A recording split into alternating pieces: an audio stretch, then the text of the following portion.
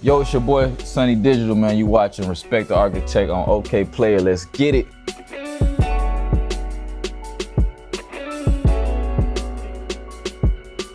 I feel like the Sonny Digital sound can be described as undescribable. I kind of took pride in like people not being able to figure out which beat I made or if I made that beat, you know, because I kind of also like the surprise factor, and when people be excited and find out, oh, you made this? Like, yeah, I made that, yeah, you know what I'm saying? So, you know, or even, you know, when it comes to a song too, you know, I kind of look at it that way. But, you know, I don't really look at making a song or making beats too much different, you know what I'm saying? It's kind of like the same thing to me.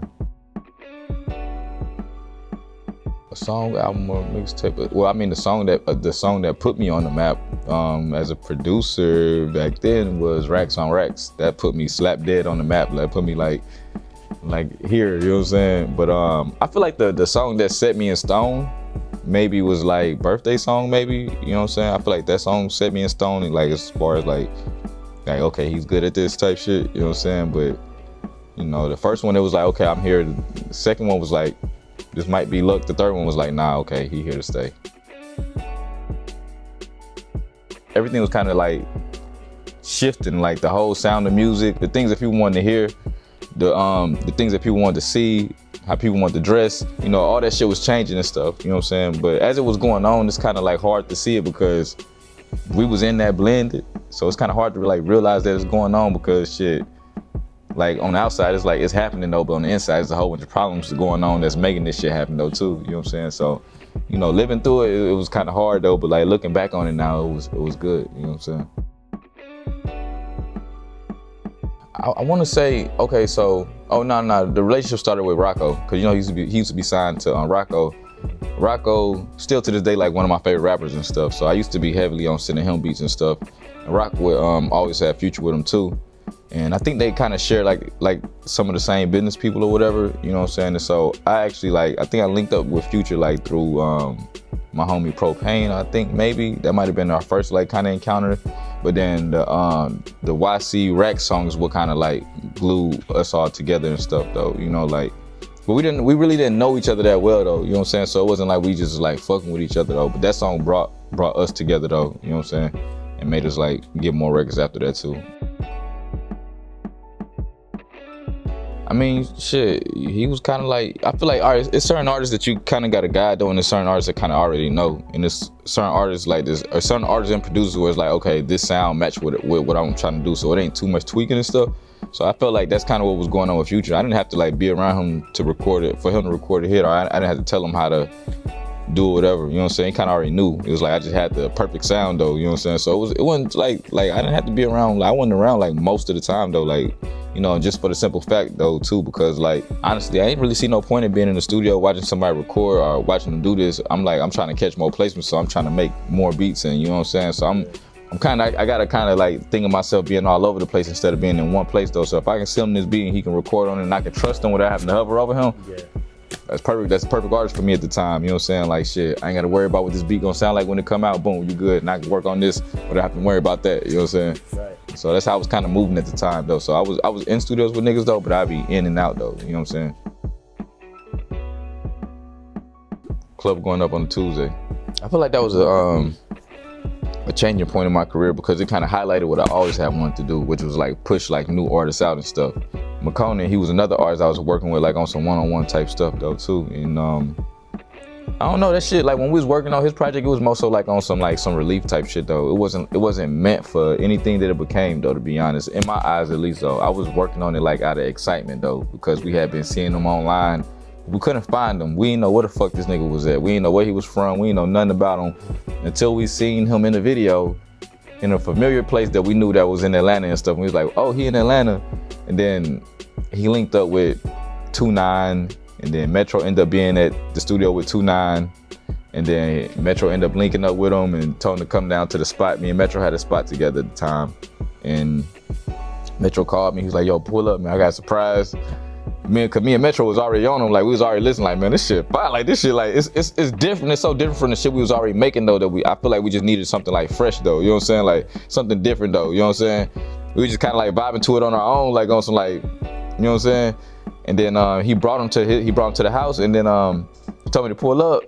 I pull up, I see Makonnen, and I'm like, yo, like, what the fuck? Like, I'm damn near like on some fan now shit, like what the fuck? Like, but shit was like, we got that out the way, then literally just hit the ground and start going to work. You know, he was laying down, he'll lay down the piano or whatever it was, the main lead, and he'll lay down the audio track though, like with him singing and stuff, like, but he'll do it all in one take though.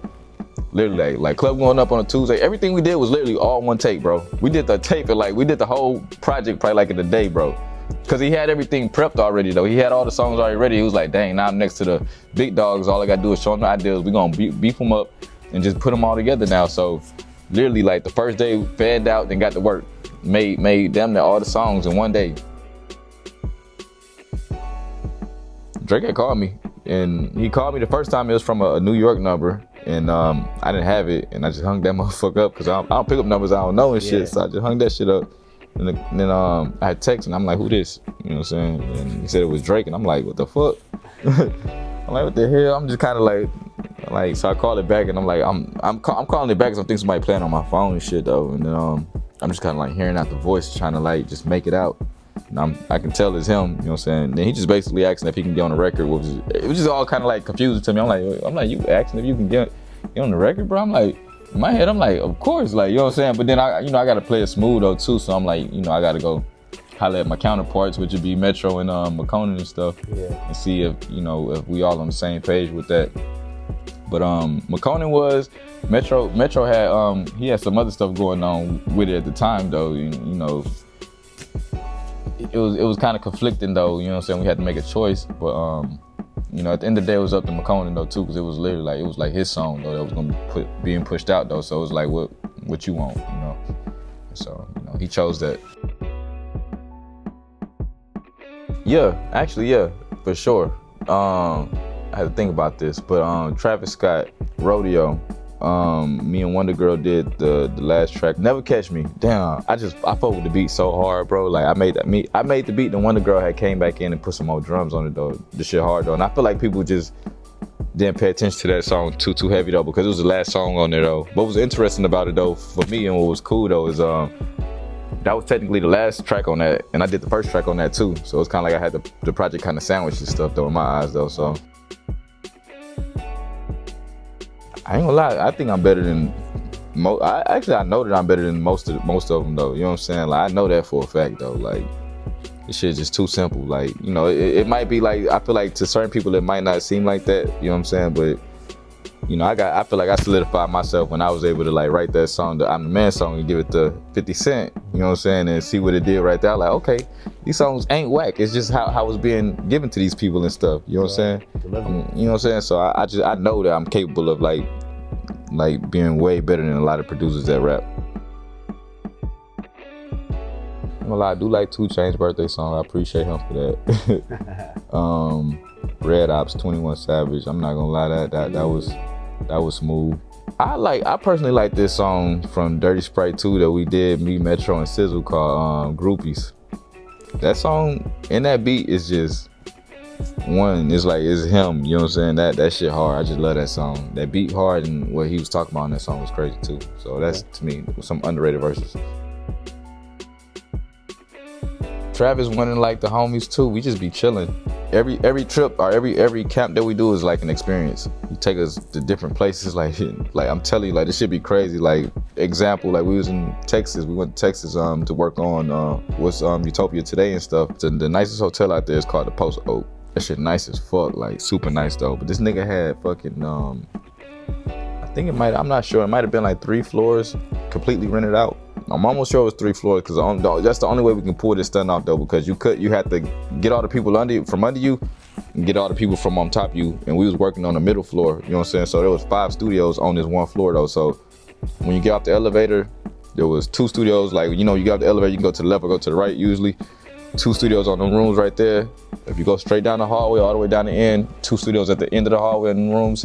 And then in the middle, like if you're walking down that hallway, it's a main studio. It was like the main studio that they made right there in the middle. And then in the hallways, nothing but fucking, let me see, like plants. I'm trying to see if y'all had any in here, like just, like it look like a fucking forest when you walk out your room. You know what I'm saying? So like you walking out that motherfucker, damn near doing like this in the hallway. Bro, once they just experience like some shit that you probably ain't never gonna do again. I was at the Post Oak doing what I wanted to smoke. That's the most I'd never smoked weed inside a hotel room. The people coming in, changing all the shit. They just acting like they don't see nothing. They don't give a fuck, bro. It was even crazier, bro. The nigga left us there. Man, we all in there working. We just in there working, and we like, everybody, the questions just start floating around like, what Travis at? What Travis at? What Travis? Like, man, the words start floating back like, oh, that nigga flew back to LA. I'm like what? Like, you talking about he was just here like the hour ago. Like, they like, yeah, he hopped on the jet and he was gone. We all in there just like, we kind of like, I guess we just on some it's a open tab, like like we just in there just ordering shit, we making beats and shit though, but it's like, shit, Travis ain't there, he ain't really there to guide us and shit though, he left, you know what I'm saying, like, but like I said, it just be an experience though, it'd be cool though, you know what I'm saying.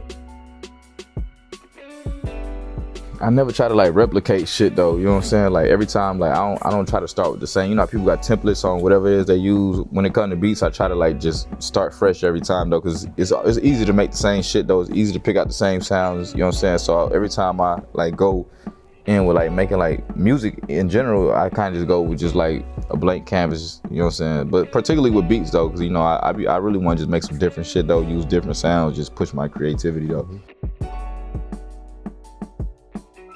Young Jeezy, I would give it the Andre 3000.